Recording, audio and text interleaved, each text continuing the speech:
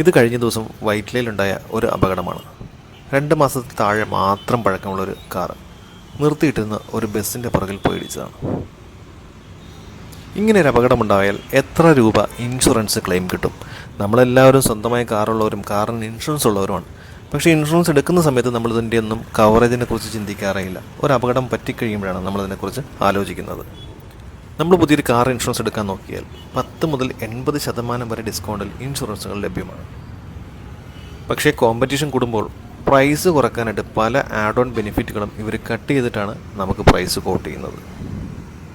ഏതൊരു കാറിൻ്റെയും ഇൻഷുറൻസിൻ്റെ കവറേജ് നിശ്ചയിക്കുന്നത് IDV വാല്യൂവിൻ്റെ അടിസ്ഥാനത്തിലാണ്. എന്താണ് IDV? Insurance declared value. ഒരു പുതിയ കാറിനാണെങ്കിൽ വെഹിക്കിളിൻ്റെ എക്സ്ഷോറൂം പ്രൈസിൻ്റെ 95% IDV value.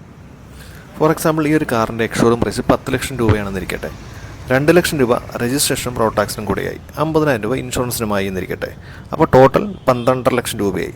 Normal comprehensive insurance ആണെങ്കിൽ ഒരു ടോട്ടൽ ലോസ് ആകുകയോ അല്ലെങ്കിൽ വണ്ടി മോഷണം പോവുകയോ ചെയ്താൽ എക്സ്ഷോറൂം പ്രൈസിന് 90% എന്നുവെച്ചാൽ 9.5 ലക്ഷം രൂപ മാത്രമായിരിക്കും ക്ലെയിം കിട്ടുക. ആ സമയത്ത് ഇതിൻ്റെ owner RTI return to invoice എന്നൊരു ആഡ് ഓൺ എടുത്തിരുന്നെങ്കിൽ അതിന് ഏകദേശം ഒരു 3,500 മുതൽ 7,000 രൂപ ചിലവ് വരും. 100% എക്സ്ഷോറൂം പ്രൈസും ഇൻഷുറൻസിൻ്റെ ഓൺ പാർട്ടി ഡാമേജും full road tax and registration നമുക്ക് തിരിച്ചു കിട്ടും. വെച്ചാൽ 12.5 12.40 തിരിച്ചു കിട്ടും. അപ്പോൾ ഇനി ഇൻഷുറൻസ് എടുക്കുമ്പോൾ കവറേജ് കൂടി ചെക്ക് ചെയ്യുക.